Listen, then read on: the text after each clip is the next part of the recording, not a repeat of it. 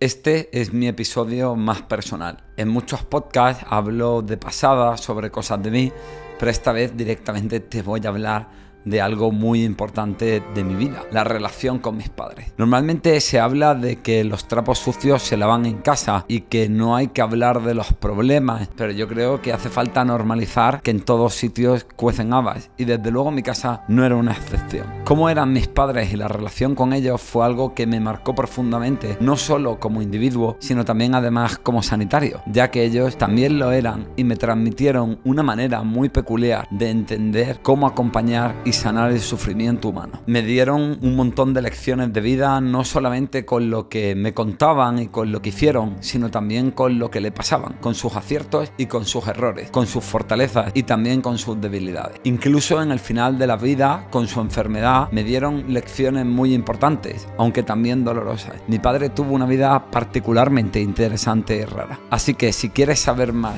de la vida de estas dos grandes personas, de cómo me influyó a mí todo esto y de las lecciones que creo que se pueden sacar de su biografía, quédate a ver este episodio.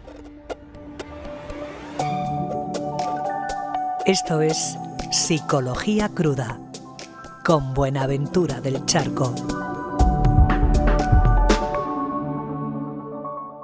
Bueno, antes de nada decirte que grabo este episodio con ciertas dudas y con un extraño nerviosismo. No sé si se me notará. En primer lugar, porque pararme a recordar todo lo que ha sido la relación con mis padres y la vida con ellos, pues lógicamente me emociona y me toca y me hace recordar cosas muy bonitas, pero también muy dolorosas.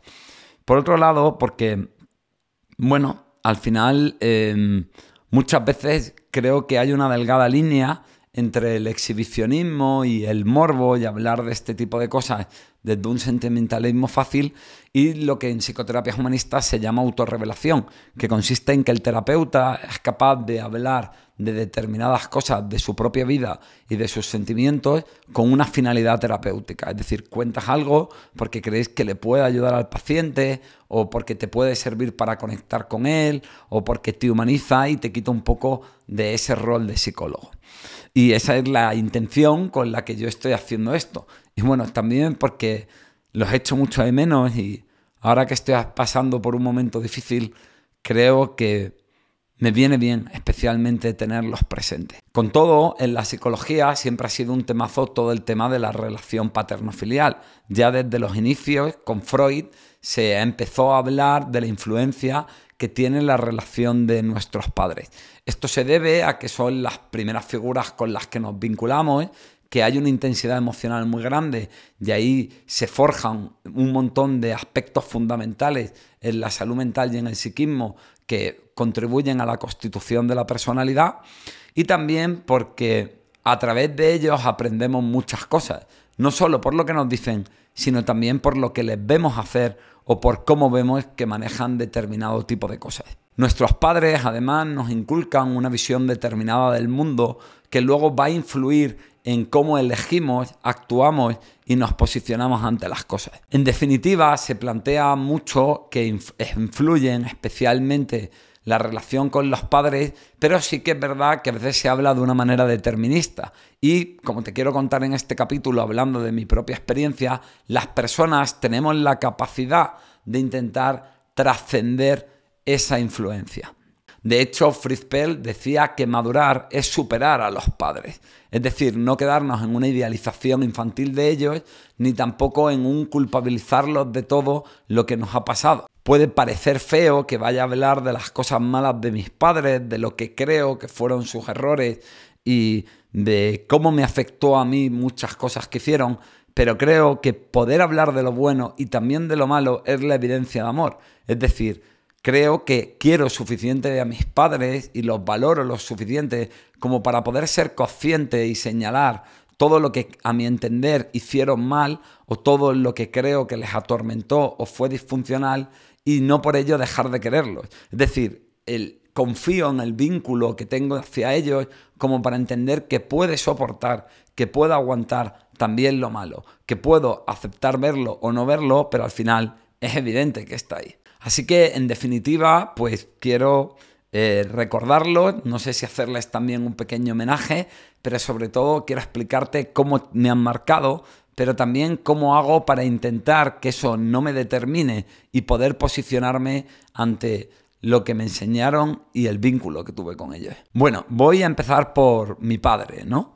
La verdad que mi padre creo que sobre todo me marcó en la parte más intelectual y en la parte también de ser más sanitario. También es verdad que me inculcó valores como la bondad, el trabajo o la humildad, pero por desgracia él se fue muy pronto y quizás no pude conocerlo tanto y llegar a otros niveles con él, cosa que sí me pasó con mi madre. Bueno, te cuento un poco primero la historia de mi padre para que puedas entender de qué va todo esto. Mi padre me tuvo con 63 años, es decir, que me tuvo siendo ya realmente mayor, y eso significa que mi padre casi que es de la época de muchos abuelos. Es decir, mi padre nació en la época del reinado de Alfonso XIII, a principios del siglo XX, y vivió un montón de momentos muy duros y determinantes. Así que también me habló mucho del cambio social que hubo en la historia de nuestro país. Mi padre tuvo una historia convulsa y muy especial porque él nació siendo el hijo de un médico en un pequeño pueblo de Granada, en Pinos Puente, y aunque es verdad que mi abuelo era médico, vivía en una situación muy precaria y muy difícil porque, bueno, mi abuelo tuvo una afección del trigémino, que es una enfermedad que genera mucho dolor, y por eso empezó a inyectarse morfina y opiáceos como calmante. El problema es que, lógicamente, cuando te tiran mucho tiempo consumiendo ese tipo de sustancias, acabó generando una adicción. Es decir, que mi abuelo acabó siendo un yonki.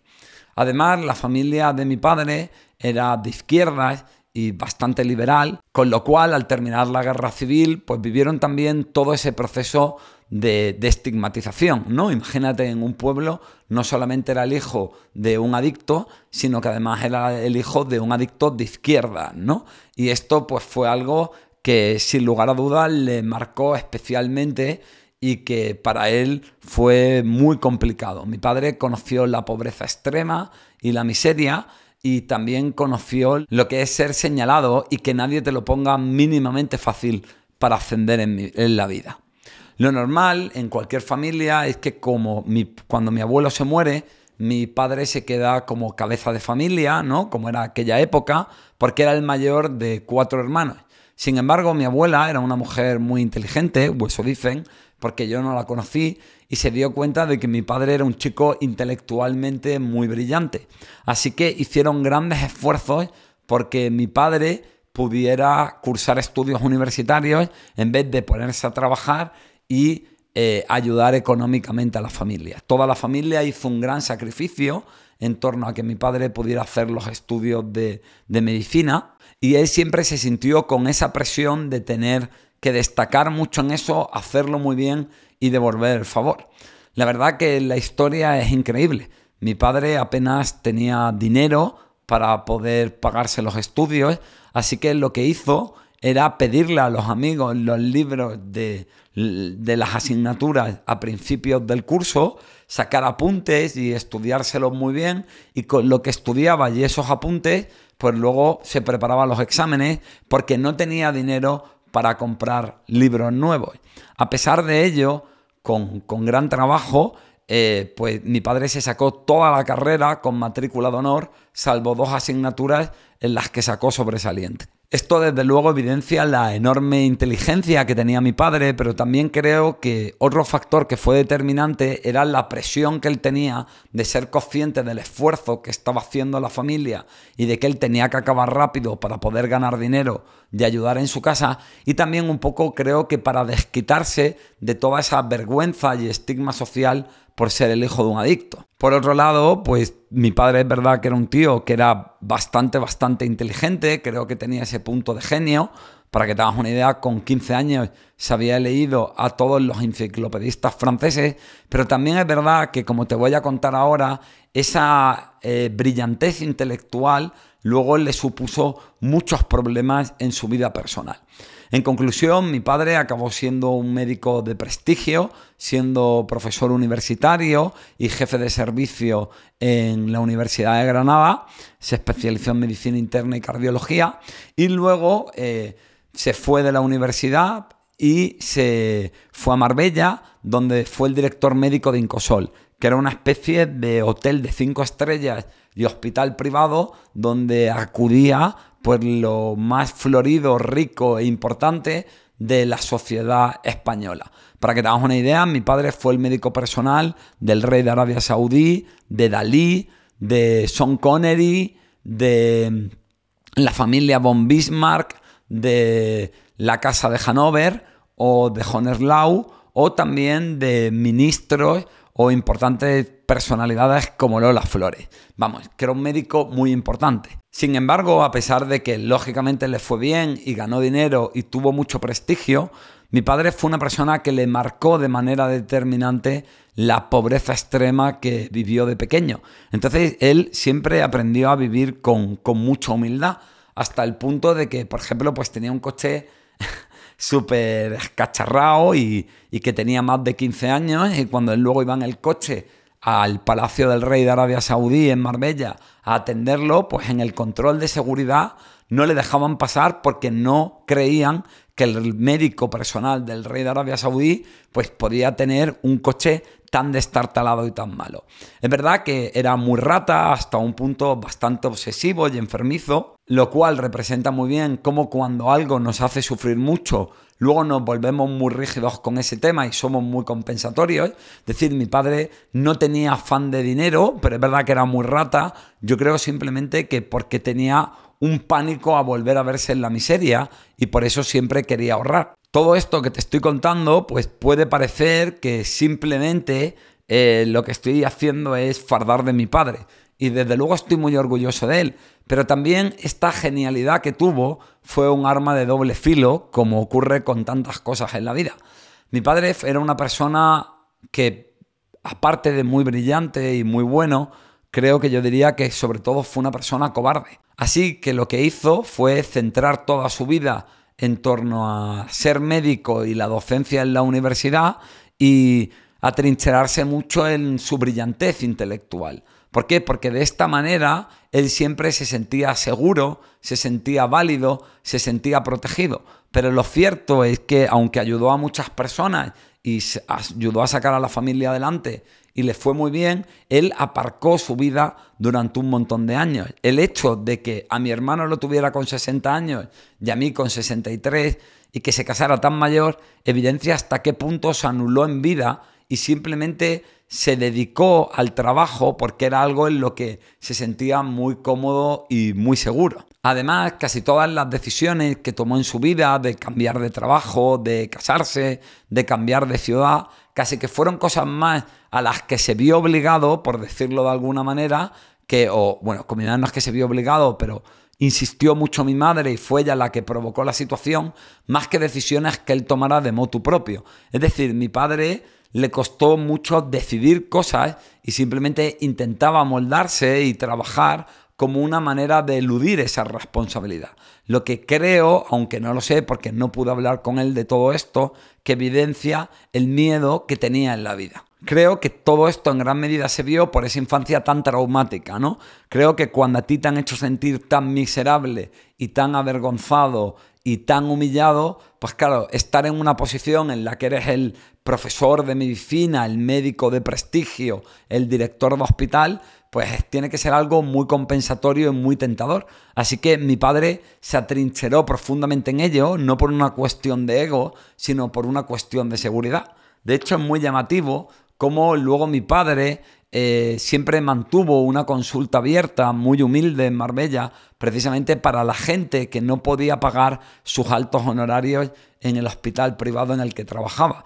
Creo que haber vivido tanta miseria siempre le hizo tener una sensibilidad o mucha conciencia con la gente que no tenía tanto dinero. Y eso era algo particularmente raro en una ciudad en la que hay tanto postureo y tanto pijerío como donde yo nací, Marbella. Y respecto a las lecciones que me dio mi padre, bueno, pues en primer lugar esta humildad de la que te he hablado y de no crearte falsas necesidades, es decir, aprender a llevar una vida tranquila, no despilfarrar, no darle mucho valor a lo material. Mi padre sobre todo me inculcó pues el valor por la lectura, el tener interés y curiosidad, el hacerme replantearme mucho las cosas. Claro, piensa que como mi padre era un anciano, yo con mi padre nunca pude jugar, nunca pude hacer deporte, nunca pude hacer, bueno, pues lo normal que se hace con un padre.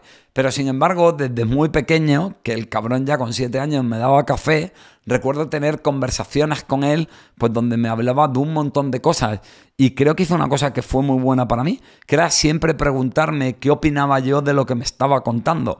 Y acostumbrarme a que yo tuviera una postura ante todo y no simplemente me creyera lo que me decían. El caso es que mi padre me habló un montón de historia, de literatura, de sanidad y de un montón de cosas. Otra de las cosas en las que mi padre me enseñó mucho fue un poco en su manera de ser sanitario. Él siempre decía que curaban más las palabras que las pastillas, y también recuerdo que a veces llegaba a casa y decía: hoy he visto a 10 personas, enfermas 3. Las otras simplemente querían hablar y sentirse escuchadas. Es decir, mi padre, creo que porque trabajó esa medicina antigua de pueblo, donde el médico iba a casa del paciente, se dio mucha cuenta de que la relación humana, de que el vínculo, de que dejar al paciente hablar y escuchar su sufrimiento o simplemente sujetarle la mano, tenía un papel fundamental en el proceso de sanación y de que los pacientes se encontrasen mejor. Y aunque eso era algo que él hacía como médico, en general creo que fue algo que se puede aplicar a cualquier relación de ayuda y sanitaria, y creo que fue lo que luego hizo que a mí me interesara tanto la psicología humanista, precisamente porque es la que más pone el foco en cómo se construye la relación con el paciente. Sin embargo, también te diré que mi padre, pues, no solo me enseñó cosas buenas, también me enseñó cosas malas con todo este miedo y con todo este atrincherarte que te puedo decir. Además, mi padre era un tío que tenía una visión muy clara. De hecho, siempre me decía que todos somos muy parecidos ante la enfermedad, ¿no? Recuerdo que al parecer me contaban otros médicos de su equipo que cuando mi padre fue por primera vez a ver al rey de Arabia Saudita, pues bueno, imaginaos, ¿no? Fue un avión de la Fuerza Aérea Saudí a recoger a mi padre al aeropuerto y entonces se lo llevó a la capital de Arabia. Imaginaos el lujo, la corte, la pomposidad. Entonces cuando mi padre volvió, pues todo el mundo le preguntó mucho que bueno, que cómo era el rey, que qué tal el encuentro, qué tal. Y mi padre, espero que esto no lo oigan de la casa saudí porque me van a matar, mi padre lo que dijo fue que el rey Fahd era pues un tío con palominos en los calzoncillos, como todo el mundo. Es decir, mi padre al final lo único que veía era el paciente, era el sufrimiento y poco le importaba quién tenía delante.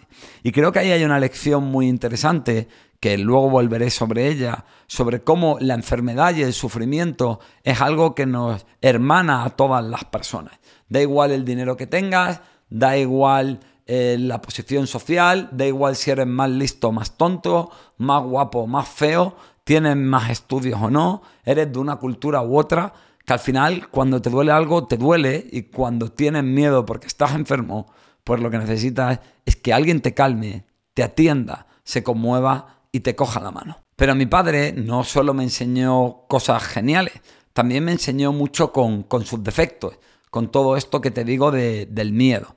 Bueno, en primer lugar, mi padre era una persona que intentaba sobreprotegernos a mi hermano y a mí, y que temía un montón que nos pudieran ocurrir cosas por juntarnos con mala gente. Bueno, que nos emborrachásemos o que probásemos la droga, lógicamente era algo que le daba absoluto pánico, y en general era un tío que se preocupaba un montón. Recuerdo que cuando salíamos de fiesta, muy pequeñitos, que empiezas a salir al cine o a tomarte algo, pues en cuanto llegábamos un poco tarde, mi padre se ponía obsesivo y llamaba a los hospitales y a la Guardia Civil a ver si había pasado algo, y eso de alguna manera A mí no me pilló tanto, pero le pilló a mi hermano, que era más mayor. A veces le hizo ser un poco tirano. Es decir, a mi hermano le controlaba mucho, le dejaba muy poco salir, miraba mucho con quién salía.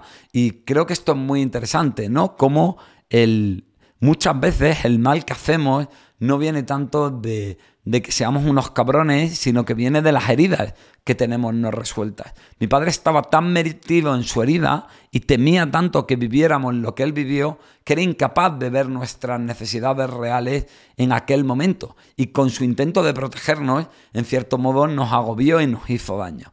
Es verdad que esto ya no pasó mucho tiempo, porque como no estuvo tan mayor, claro, pues cuando yo tenía 13 o 14 años, mi padre ya empezó con el Alzheimer, ya empezó con la demencia senil, con el Parkinson, y entonces ya fue una persona que no estuvo muy presente. Y de hecho yo creo que hubiésemos tenido una adolescencia muy rebelde y muy jodida si mi padre hubiese estado bien, porque ahí hubiésemos tenido un montón de conflictos, ya que él esa herida no la tenía nada superada y siempre aparecía de una manera muy ansiosa y muy rígida. Algo parecido le pasaba también en la relación con mi madre, porque es verdad que mi padre y mi madre se querían mucho y se cuidaban mucho y era una pasada, pero también es verdad que mi padre, como era ese tío tan cobarde, le costaba mucho hacer cosas en las que él se sintiera inseguro, especialmente socializar, más allá de ser médico, porque claro, mi padre socializaba mucho con la gente en la consulta, con su equipo, con el personal, pero luego no le sacaba ser de ahí, ¿sabes? Ahí parece que le costaba mucho, que se sentía pequeñito, y es verdad que eso hizo que estuviera muy alejado de la vida social, y en eso mis padres eran más tradicionales y conservadores, y a mi madre le costaba salir a la calle si mi padre estaba en casa, lo cual hacía que discutieran bastante. Y eso fue algo que a mi madre le generó mucho malestar.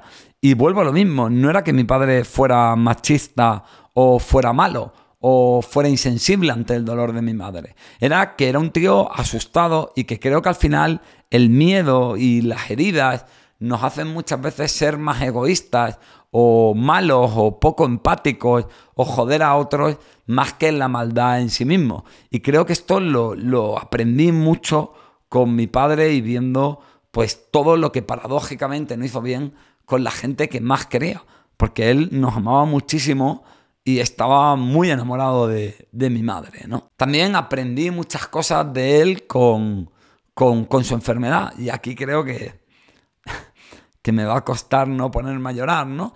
Por ejemplo, lo primero que me di cuenta es que ser todo esto que te estoy diciendo, que fue mi padre, lógicamente tuvo muchas ventajas, pero hay un momento en el que no importa. Recuerdo perfectamente que el año que se jubiló mi padre, pasamos de que llegara la Navidad y que llegaban un montón de cestas y de jamones y de tarjetas de felicitación a que apenas llegaran una o dos.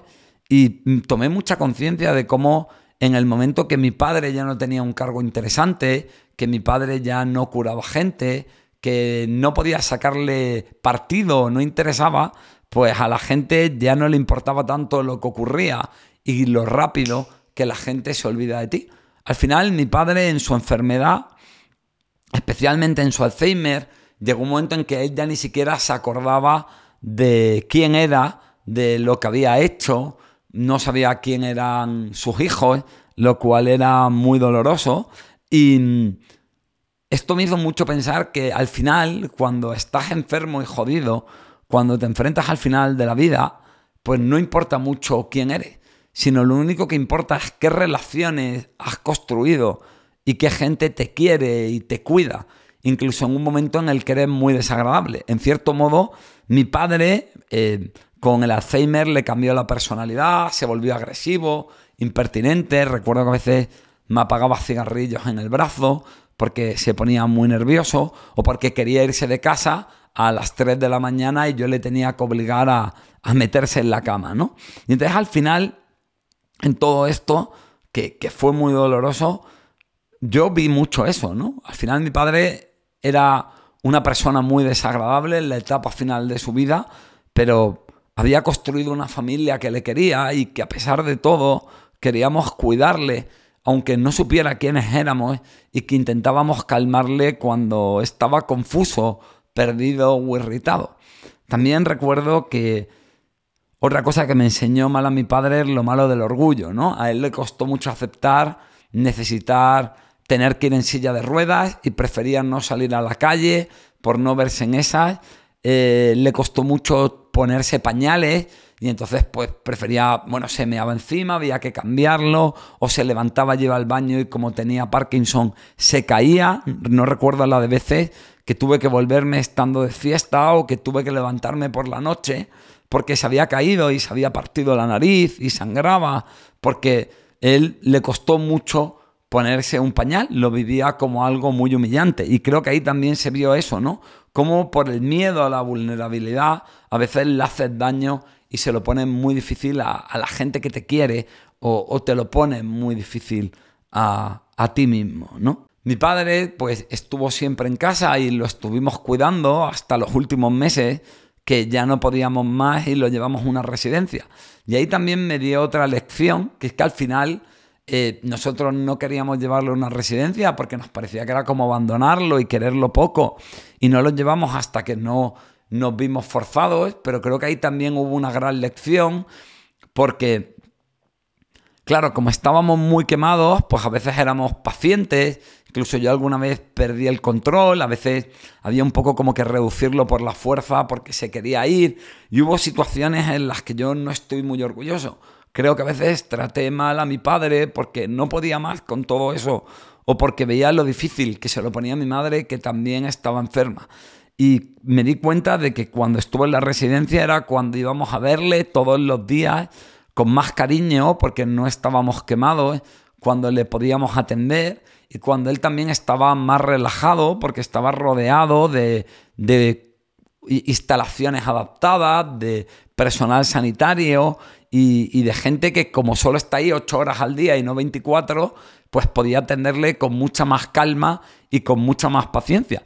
Y además cuando nosotros íbamos a verle, que era todos los días, pues eran ratos de mucho cariño y mucho amor y mucho afecto. Y paradójicamente me arrepiento de no haber llevado antes a mi padre a una residencia. Creo que en eso tenemos muchos prejuicios y que a veces forzamos una situación en casa que desde luego es verdaderamente insostenible, y que meter a alguien en un centro especializado no significa que lo quieran menos. Depende de si lo metes para que esté mejor atendido y si tú te implicas en seguir viéndolo aunque no viva contigo, o simplemente quieres quitártelo de en medio. Así que bueno, mi padre me enseñó todo esto, también la ironía y el humor negro que tengo, lo tengo de él, y me enseñó mucho eso, me enseñó a ser humano, a coger de la mano, a que me conmoviera lo que le pasaba a los demás, a dar tiempo a las personas y a que la sanidad no tiene que ser algo simplemente de pastillas o técnicas psicológicas, sino que sobre todo tiene que ser un vínculo humano. Creo que con mi padre aprendí eso que luego leí de Jung, que decía que conozca todas las teorías y domine todas las técnicas, pero al final sea solo un alma humana tocando otra alma humana. Bueno, mi padre no lo decía de una manera tan grandilocuente, pero sí que me demostró que la relación terapéutica, que el vínculo entre el sanitario y el paciente es una de las grandes herramientas para curar y para aliviar el dolor. Finalmente, mi padre incluso me enseñó de la vida en su funeral. Y es que él quería que lo enterrásemos en Pinos Puente, en su pueblo de origen, y a mí me sorprendió un montón cómo, aunque llevaba un montón de años muerto, pues fue toda la gente del pueblo. Pinos Puente es uno de los pueblos de Andalucía que tiene más población de etnia gitana, y en la época del franquismo mi padre era de los pocos médicos que quería ver a los gitanos. Entonces, claro, los gitanos lo querían mucho y estaban muy, muy agradecidos, y fueron allí a presentarle el respeto. Entonces, en el funeral ocurrió algo muy llamativo, que era que veías a gente de Marbella, a gente con títulos nobiliarios, vinieron los representantes de algunas casas reales europeas y de familias muy, muy notorias, y gente de negocios y gente como muy importante, pero luego estaba pues toda la gente del pueblo, ¿no? Vinieron patriarcas a presentarnos respetos, recuerdo perfectamente dar la mano y sentir en la mano los callos de los agricultores y de la gente del campo, y me pareció súper bonito que la gente se acordara de mi padre después de tanto tiempo.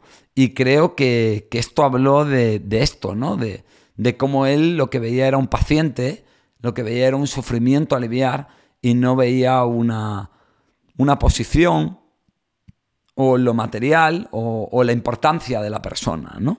Y recuerdo que eso me impresionó mucho y creo que sin darse cuenta, como consecuencia de su vida, hubo ese funeral que aparte también dio lugar a situaciones muy cómodas, porque imagínate allí al megapijo de la casa de Hohenlau con el gitano de Pino, ¿no? Y cómo se miraban y no se entendían y se impresionaban el uno al otro. Y aún así todo el mundo estuvo presente en el recuerdo, en el amor y en la gratitud y el cariño hacia un hombre bueno.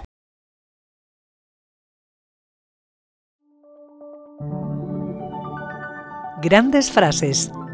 La de enfermedad otros. es la experiencia más democrática del mundo, porque ante ellas todos somos iguales. Doctor Fernando del Charco Entrena. Bueno, pues esta es la frase de mi padre, que creo que antes te la he hablado, cuando te hablaba de lo de los palominos en los calzoncillos, del rey Fat, o de lo nervioso que se ponía Dalí, como una vez le tiró un huevo a la cabeza a mi padre, porque no manejaba nada mal verse enfermo y vulnerable, ¿no? Bueno, pues creo que esto habla de eso, que por mucho que seas, pues todos tenemos miserias y también no solo de que es una cura de humildad, sino también de que todo el sufrimiento de las personas importa. Importa lo mismo el dolor del camarero que del rey, del simplón que del artista brillante, ¿no? Y bueno, es importante porque creo que esto nos permite estar conectados en una experiencia, nos recuerda lo realmente importante y nos da un bañito de humildad que nos hace falta a todos. Y ahora, esta vez no va a haber solo una frase, sino que te voy a dar otra frase, esta de mi madre. Hay que saber disfrutar de todo, de los huevos con chorizo y de la comida con langostas. Cada cosa tiene su propia esencia y si solo haces una cosa, te estás perdiendo algo muy importante de la vida.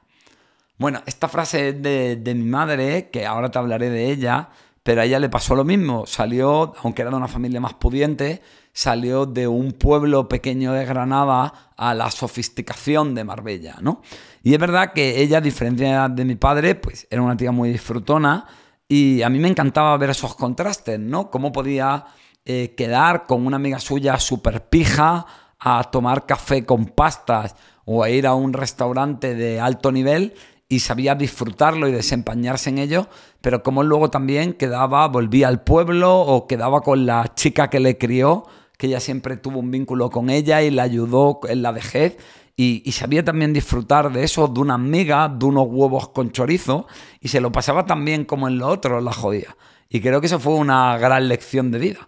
Creo que me enseñó que ser cateto no es solo ser un garrulo, sino es no saber salir de un registro y no saber ver lo bueno de cada experiencia. Bueno, ahora vamos con mi madre, que creo que aquí me voy a emocionar más porque era con la que yo tenía más conexión, ¿no? En parte porque teníamos caracteres más parecidos y en parte también porque, bueno, mi padre, pues por desgracia, se fue muy pronto y no le pude conocer tanto porque, bueno, pues tuvo Alzheimer además y claro, ya pues pude conectar con él o de ciertas cosas no pude hablar tanto. Entonces vamos a ver, ¿quién era mi madre? Bueno, pues lo primero que te diría es que yo creo que mi madre era una mujer con más cojones que el alcoyano. O sea, era una tía súper dura y que tenía una gran capacidad de pelear y de sufrir por lo que quería. Y esto es curioso porque esa determinación le hizo pelear mucho y obtener cosas importantes, pero también aguantar y amoldarse a muchas mierdas que creo que no debería haberlo hecho. Pero bueno, te cuento un poco primero quién era ella.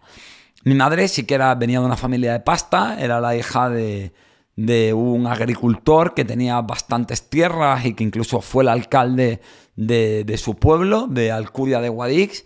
Y bueno, era una familia acomodada, pero muy machista y muy tradicional, ¿no? De hecho, mi abuela no quería para nada que mi madre estudiase, sino que lo que quería era que se casara bien y se enfadaba con ella porque en vez de ponerse a coser el ajuar, pues mi madre leía libros y estaba siempre estudiando y luego quiso sacarse una tesis doctoral que no pudo, en fin. Pero bueno, mi madre fue de esas primeras mujeres universitarias y ella estudió farmacia y fue algo como muy rompedor y muy disruptivo en un pueblo muy pequeño. Y curiosamente mi abuelo, a pesar de todo lo facha que era y de ser un tío como muy tradicional, fue el que más le apoyó y el que más le dio respaldo a mi madre y siempre quiso que ella fuera muy libre. Me parece también interesante hablar de todo esto porque creo que tenemos ideas muy estereotipadas de qué es ser de izquierdas, qué es ser de derechas, qué es una ideología, qué es otra. Y luego cuando conoces a la gente de esa época, ves que todos tienen cosas buenas y malas, luces y sombras y también contradicciones, ¿no? En fin, el caso es que, bueno, mi madre estudió farmacia, fue farmacéutica y también se sacó la especializada en análisis clínicos y a una edad muy temprana tiene una enfermedad muy, muy, muy jodida. Tiene una aplasia medular y eso le hace pues estar al borde de la muerte, que precisamente conoce a mi padre siendo paciente de ella y mi padre le salva la vida y ahí se conocen, no ocurre nada. Porque mi padre simplemente la veía como un paciente y mi madre decía de mi padre en aquella época que fue su segundo padre porque le devolvió la vida, como que volvió a nacer porque los médicos la daban por desahuciada. Y bueno, mi madre estudia farmacia, monta su propia farmacia y se dedica y trabaja antes en varias farmacias y se dedica a ello, pero ella también hace una especialidad de análisis clínicos y como mi padre era el director de un hospital en Marbella, pues él luego contrata a mi madre porque la recordaba como una mujer inteligente para que trabajara en el hospital. Y ahí ya estando los dos juntos, pues es cuando se enamoran. Mi padre le saca 20 y pico años a mi madre y bueno, y la verdad que aquello pues fue muy convulso porque, claro, la mayoría de la gente vio en mi madre una buscona, una tía que iba a ir a medrar, a irse con el gran médico, con el director de hospital, aunque era paradójico, porque luego mi madre tenía más dinero que mi padre y ganaba mucho más con la farmacia, ¿vale?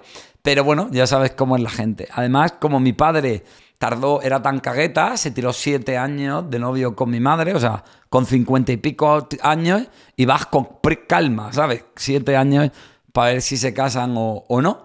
Y ahí la pobre pues sufrió mucho porque, claro, porque había muchísimas habladurías, porque parte de la familia de mi padre creía que era una aprovechada y además con el machismo de aquella época, ¿no? Pero mi madre, sobre todo, me enseñó mucho que era una persona que sabía mucho conectar con la gente, ¿no? En el disfrute, en la risa, le veía lo bueno a la conversación de todo el mundo. Recuerdo que en mi casa siempre tuvimos una chica trabajando porque, bueno, cuando yo tengo 8 años, mi madre le vuelve a dar un brote de su enfermedad y prácticamente pues estuvo al borde de la muerte mucho tiempo y no tenía fuerza. Y claro, imaginaos el cuadro, ¿no? Mi padre muy anciano, mi madre al borde de la muerte, pues siempre tuvimos que tener una chica interna en casa que trabajaba y que llevaba las tareas del hogar y que en parte nos cuidaba a mi hermano y a mí porque mis padres, los pobreticos, no podían, ¿no? Y mi madre pues siempre se interesaba mucho, se hacía muy amigo de ella. Todas estas chicas que trabajaron en mi casa luego nos invitaron a la boda y sigo teniendo contacto con ellas. Charo, María José, os mando un besico desde aquí, que sé que a veces veis lo que hago.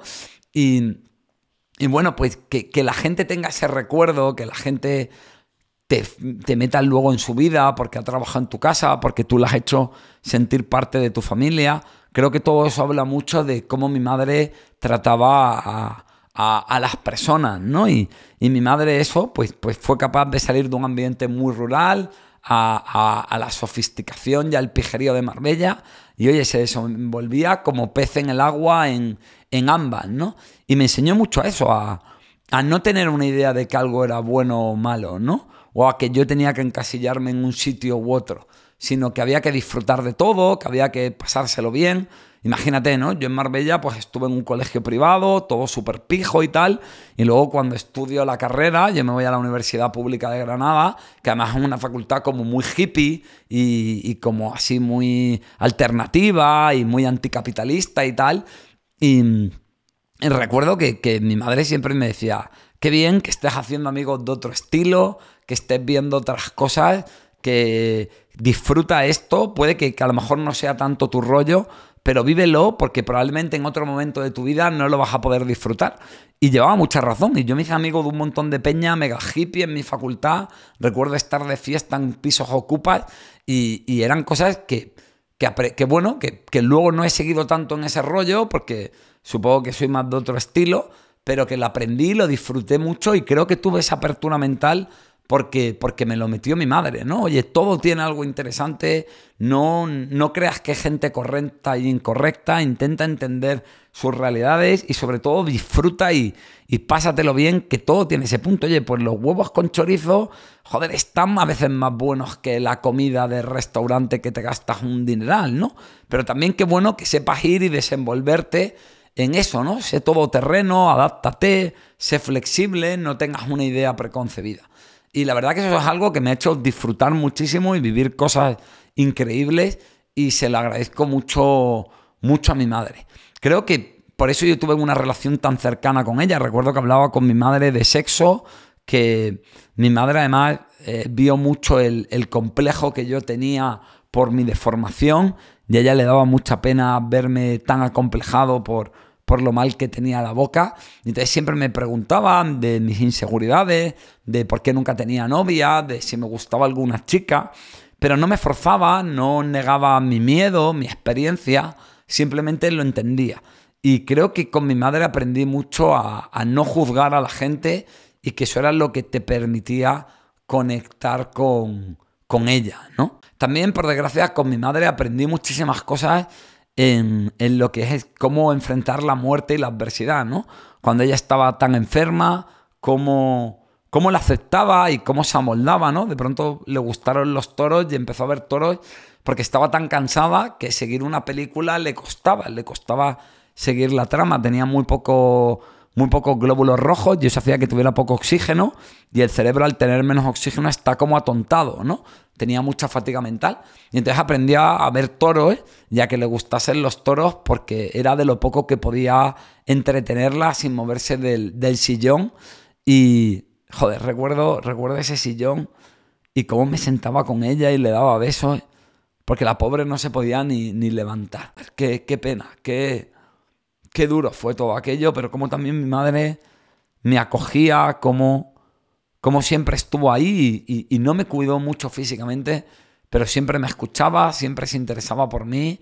También ella, creo que eso lo hicieron muy bien, me hablaba muy abiertamente de su enfermedad, de lo que pasaba, que no hubiera tabúes, que yo estuviera preparado para lo que podía venir, que era que ella se muriera, cosa que gracias a Dios ocurrió más tarde, aunque antes de lo que yo hubiera querido, cuando tenía 22 años. Y también en esa fase final de su enfermedad con el cáncer, me demostró mucho. Ella le daban muy pocos meses de vida porque la otra enfermedad que tenía era como incompatible con el cáncer. Entonces, si la entendían de una cosa, empeoraban la otra. Así que imagínate. Y sin embargo, aguantó 18 meses como una jabata. Y yo creo que era para darnos a nosotros tiempo para preparar la herencia, para buscar ayuda, para asesorarnos bien, para que intentásemos terminar los estudios. Yo me acuerdo que pude terminar mis operaciones y a pesar de ella estar enferma me acompañó a Barcelona a que me operaran. Joder, pobre tica, y cuánto me quería y cuánto se emocionaba con eso y con mis complejos. Y creo que ahí ella me enseñó mucho esa frase que yo digo siempre de Nietzsche, de que el ser humano puede con cualquier cómo cuando tiene un buen porqué. Y su porqué éramos nosotros. De hecho, cuando lo tuvimos todo más estabilizado, cuando ya no estábamos tan poco preparados para quedarnos huérfanos, aunque creo que es algo a lo que nunca te estás preparado, pero cuando todo estuvo como encauzado y nos rodeamos de buenos amigos y profesionales para que nos ayudaran, fue cuando ella se dejó morir. Y creo que ahí me dio una gran lección de vida, de que hay cosas que nos hacen tener fuerza y de que hay cosas que nos permiten enfrentar la adversidad. Y bueno, esto es lo bueno que me enseñó mi madre. También otra cosa que le estaré agradecido eternamente era que a pesar de que ella tenía una farmacia, pues bueno, lo lógico y lo normal era que yo estudiase farmacia porque esta era un poco la vida resuelta, ¿no? Y además, porque además para tener una farmacia tienes que ser farmacéutico.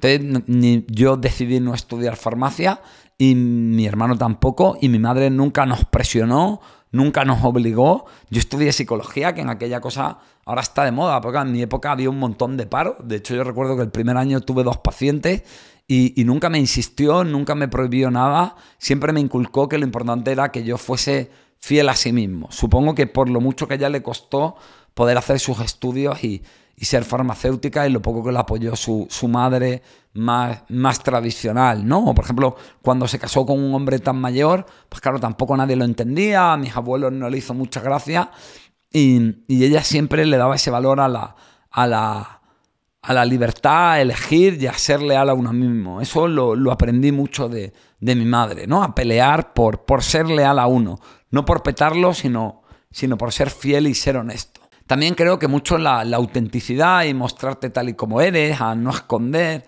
a no fingir. Y luego también me enseñó una cosa con todo esto de la enfermedad, porque ella tenía la farmacia en Almería, pero vivía en Marbella, ¿no? Y entonces tenía ahí empleadas que, bueno, que nosotros sospechábamos que probablemente, pues imagínate un negocio donde el dueño del negocio no está allí, pues seguro que metían la mano en la caja por un tubo, que se vendía más de lo que decían y tal y cual, ¿no? Y siempre le decíamos, joder, mamá, es que fíjate, pues despídela, no sé qué. Y mi madre siempre me decía, es que la tranquilidad vale dinero. Es que a veces que solamente le damos valor a lo material, pero mira, yo tendré ahí una gente que bueno, pues que seguro que hay pequeñas trapichuelas y tal, pero mira, al final el negocio funciona y yo puedo estar en casa cuidando de tu padre anciano, ¿no? Y tranquila en mi enfermedad. Y entonces merece la pena. El dinero, sobre todo, lo que da es tranquilidad. Y es verdad que nosotros estábamos en una situación económica muy cómoda, pero de salud muy frágil. Pero creo que otra persona se hubiera emperrado en ganar más pasta, en ser más tiquismiquis, en que le pudiera el orgullo de si le estaban metiendo la mano en la caja o no. Y muchas veces cuando me agobio con cosas o creo que no lo estoy llevando bien, pero yo soy un desastre con la contabilidad, con la gestión, me acuerdo de esto de mi madre, de que la tranquilidad vale dinero y merece la pena pagar ese precio. En fin, también mi madre me enseñó cosas malas con lo que hizo mal en su vida, ¿no? Que duda cabe. En primer lugar, mi madre se mantuvo mucho en cosas que no quería, ¿no? Aguantó mucho pues todo este tema de mi padre, que te he dicho, que era algo que le hacía muy infeliz y que creo que ya pues tendría que haberle plantado más cara y haber ido sola a las reuniones, haber hecho viajes, porque ella era muy disfrutona, habernos ido con ella por ahí y no amoldarse tanto a su padre. También se amoldó mucho a los hombres de su vida, ¿no?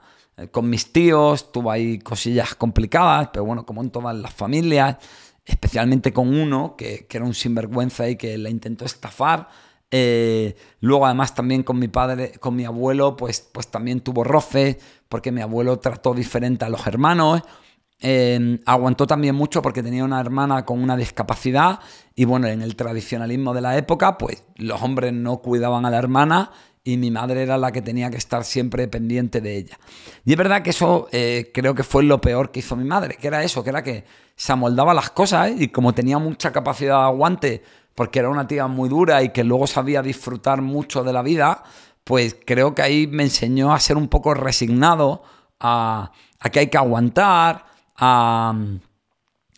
es paradójico, ¿no? Porque antes te he hablado mucho de pelear por uno, pero era como eso, como que en las grandes decisiones, con quién se casó, estudiar una farmacia, ciertas cosas, tenía muchos huevos, pero luego tenía esa contradicción de amoldarse a muchas cosas, pero sobre todo en lo cotidiano, ¿no? En las pequeñas mierdas y miserias de la vida, pero que luego te afectan mucho y te amargan, ¿no? Entonces, de mi madre sí que aprendí que no hay que amoldarse, que no hay que decir no pasa nada, que no hay que aprender a llevarlo, porque eso te acaba amargando la vida. Mi madre al final, en ese sentido, fue una mujer muy poco libre, fue una mujer creo que amargada, y cuando ya por fin fue libre, cuando se quedó viuda y cuando ya estaba, bueno, pues sin tanta vinculación con su familia y todo eso, pues a la pobre a los 6 meses le diagnosticaron un cáncer y se murió y no pudo disfrutar con mi hermano y conmigo, que era lo que creíamos que iba que iba a pasar, ¿no? Entonces, bueno, ahí aprendí mucho. Aprendí a que no hay que amoldarse a las cosas. Eso es muy peligroso. Además, precisamente porque como mi madre tenía tanto carácter y se amoldaba tanto a las cosas, luego tenía muy mal pronto. Y entonces gritaba y la liaba. Recuerdo que a veces incluso cogía cosas y las tiraba al suelo y las rompía. Se ponía como muy violenta, como muy agresiva con mi padre, con su familia. Claro, y tú la veías ahí y parecía la mala. Pero claro, eso era fruto de que se tenía siempre que amoldar y que aguantarse. Entonces, ella decía mucho que más vale ponerse una vez colorado que 100 amarillos. Pero por desgracia se lo aplicaba muy poco. Y yo sí que aprendí mucho ahí que al final cuando pierdes las formas, la gente solo ve las formas, aunque lleves razón, ¿no? Y por desgracia yo aprendí de mi madre ese mal carácter. Yo soy un tío muy crítico. Además en mi casa está como muy normalizado gritar o elevar el tono y a veces hablarnos un poco mal. Y claro, luego cuando he tenido novias y tal, eso ha sido un problema enorme, ¿no? Porque sin ser yo dominador ni machista, pero tengo un mal pronto que te cagas. O con mis empleados ahora en la clínica o con mis socios. Y he tenido, eso lo he aprendido mucho últimamente, que pierdes la legitimidad y que nadie te entiende cuando tienes mal carácter. Y creo que no va tanto de aprender a respirar y calmarse y no enfadarse, sino que eso, porque cuando te enfadas es muy difícil controlarlo. Hay un momento en que el vaso se desborda y explotas de la peor manera por una gota, que parece una tontería, pero es que ya no podías más. Y ahí entendí que lo importante no es saber manejar la rabia, sino no amoldarte a situaciones que te hacen daño, porque eso es lo que genera rabia y luego es casi imposible de controlar. La clave sobre todo es no instalarte en cosas que te generan dolor y no permitirlo, y en eso ser combativo. También por otro lado, fíjate, te he hablado de la libertad. Mi madre era una persona de grandes contradicciones. Te he hablado de la libertad, te he hablado de la autenticidad, pero luego mi madre era muy perfeccionista y era muy crítica. Y es verdad que a mí me dio menos caña, pero le dio mucha caña con eso a mi hermano, que ahí le hizo mucho daño. Que bueno, a mí también me dio cera. Y de ahí ha habido toda una parte de crítico interno, de siempre sentirte culpable y que no lo estás haciendo bien. Era la típica que siempre señalaba lo que hacías mal y lo bueno, pues bueno, lo daba por hecho, porque bueno, apruebas porque es tu obligación, eres buena persona porque qué menos que ser buena persona, tal y cual.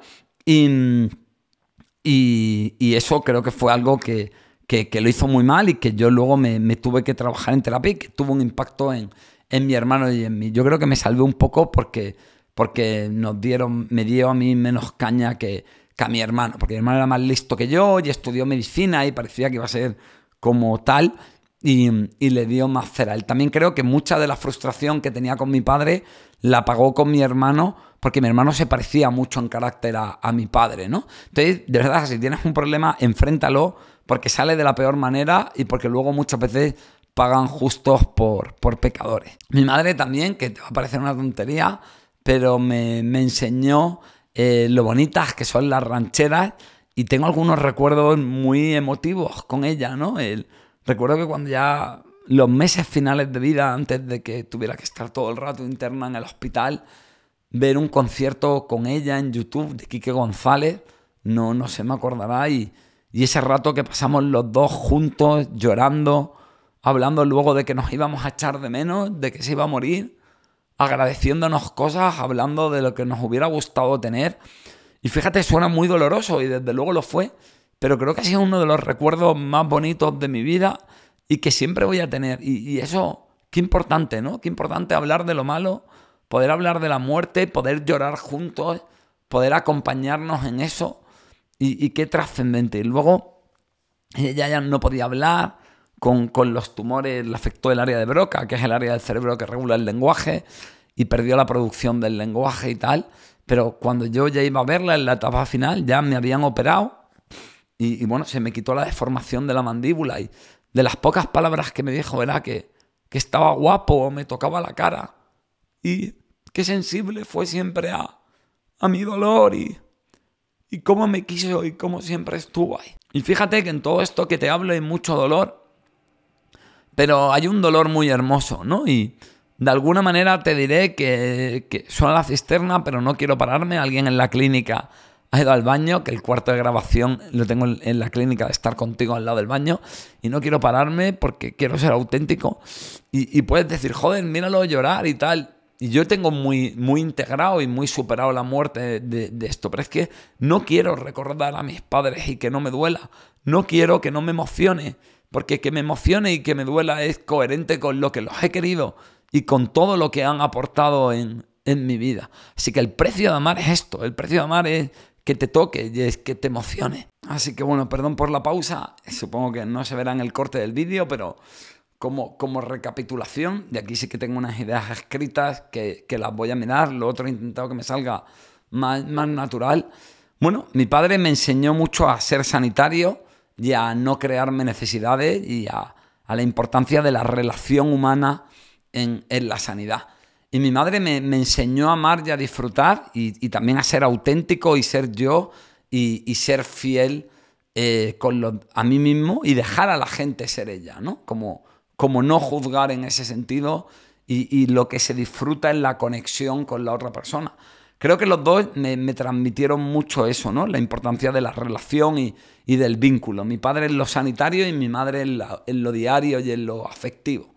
Creo que desde luego yo he tenido un gran impacto yo tengo una gran herida de abandono porque mis padres no han podido cuidarme en lo material, es decir, no faltaba de nada, porque mis padres no podían educarme, no podían jugar conmigo, no podían disciplinarme, soy bastante desastre y tal, y eso ha tenido un enorme impacto en mí, ¿no?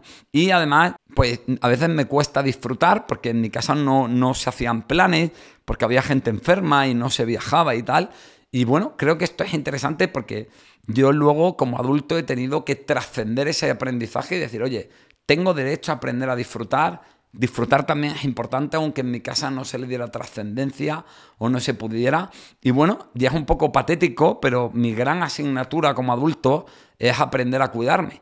Y yo ahora estoy en eso, en ir a hacer la compra, en cocinar, en llevar la ropa bien, en hacer deporte, en ordenar la casa, que la tengo siempre hecha una leonera, porque, bueno, ellos no pudieron hacerlo y yo no lo interioricé, pero joder, soy un adulto, si pude superar su muerte y todo lo que viví, ¿cómo no voy a aprender a eso? Y creo que es importante entender que lo que nos enseñan nuestros padres nos influye mucho, pero tenemos una capacidad de posicionarnos ante ello y de trascenderlo. Lo mismo que este año, para mí la gran batalla ha sido en toda la crisis que he pasado y que estoy pasando, que estoy en un momento jodido, ha sido aprender a no dejar que eso me lleve al malestar y asumir mi responsabilidad y no amoldarme a cosas para luego no cagarme en la gente y no estar todo el día cabreado porque no me gusta esa faceta de mí. Pero claro, tengo que hacer mi parte para no llegar a eso. Y no es tanto culparme y torturarme, sino no inmolarme, no sacrificarme y no permitir situaciones que me hacen daño. Sin lugar a dudas, mi gran asignatura en este momento de mi vida es aprender a cuidarme. Bueno, me enseñaron también mis padres que la vida se pasa, que no hay que moldarse a lo que uno no quiere. Mi madre lo que pasó con sus relaciones y mi padre en cómo manejaba los trabajos y que no estamos aquí para siempre. Me enseñaron mucho a ser sensible y empático, a no ser indiferente con el sufrimiento humano. Recuerdo que mi padre siempre me hablaba de teorías y me decía que, bueno, que al final hay gente que ayuda porque es cristiana, que hay gente que ayuda porque es de izquierdas y tiene esa conciencia de lo social, que hay gente que ayuda por tal o cual principio. Y que a él en el fondo eso le daba un poco igual, que lo importante era no ser indiferente con el sufrimiento de las personas y que eso siempre te tocara y te moviera por dentro. Es verdad que es un discurso muy buenista, que yo a veces peco de ir de caballero brillante de la armadura, de la brillante armadura, o de creerme Gandhi, y ahí me han metido un poco de culpabilidad con el tema de ser buena persona, pero en general es algo que les agradezco. Me gusta eso, me gusta que me toque y que me mueva lo que veo que le pasa a la gente que quiero y a mis pacientes cuando sufren, ¿no? Me mola emocionarme con ellos, me mola llorar, me mola acordarme de un paciente con pena, me mola alegrarme cuando las cosas mejoran, me mola indignarme cuando le tratan bien. Creo que no ser indiferente es algo muy importante, muy humano, lo que nos hace conectar y una herramienta de terapia muy fuerte, ¿no? Finalmente, aquí también hay una reflexión que es que, bueno, para mí quedarme huérfano con 22 años fue muy duro, pero también es algo que me hizo ser muy libre, ¿no? Es decir, que mis padres no estuvieran en mi vida me permitió mucho tomar decisiones que entiendo que complicadas. Por ejemplo, cuando estaba en Madrid, yo tenía una clínica buena en el barrio de Salamanca, era profesor en varias universidades, tenía como 5 o 6 empleados ya en una academia de psicología que había montado y de pronto decidí dejarlo todo. Además, ese año rompí con mi novia, que llevaba casi 4 años y medio. Decidí romperlo todo y decidí volverme a Andalucía porque quería probar. Primero estuve en Marbella, aquello no me cuadró, me volví a Granada y creo que si mis padres hubieran estado vivos hubiese sido más difícil ser tan libre, ¿no? Creo que mis padres me hubieran movido a más, te va bien con esta chica o te va bien en el trabajo, piénsatelo, sé más comedido, ese apuro también de decepcionarlos, de dar explicaciones. Y es verdad que la soledad y estar en la vida tan desarraigado como por desgracia estoy yo, pues tiene una parte muy dura y de muy poco apoyo, pero también es verdad que te da mucha libertad y yo veo mucho cómo mis amigos y mis pacientes muchas veces eligen muy condicionados o no se atreven a hacer cosas por el miedo a que sus padres sufran o a que los padres no lo aprueben o a eso. Y bueno, también creo que es interesante recalcar este punto, aunque obviamente no me alegro de que mis padres no estén. Y es que la verdad es que papá y mamá os echo mucho de menos. Y cada día que es bonito en mi vida también es triste, ¿no? Recuerdo el primer día que di clase en la universidad, recuerdo cuando escribí mi primer libro, el no poder enseñarle estos vídeos a mis padres o ellos que eran sanitarios, el ya como sanitario no poder hablar con ellos de todo esto y eso siempre va a estar ahí, ¿no? Supongo que igual el día que me case, el día que nacen mis niños, todo el día bonito, me acuerdo de ellos y eso lo hace un poco triste. Pero bueno, os he tenido poco tiempo, pero estoy muy contento y muy agradecido de haberos tenido, orgulloso de lo que soy y de lo que me habéis transmitido y, en fin, espero que... Tampoco quiero ir al morbo ni ponerme sensacionalista, solamente quería hablaros de lo que aprendí de ellos y espero que hablaros de ellos y compartir contigo esta experiencia pues te enseñe un poco de todo lo que me enseñaron a mí, no solo con sus grandezas, sino creo que también hay grandes lecciones de sus muchos errores, que bueno, que al final todos los tenemos y poder normalizarlo creo que nos reconcilia.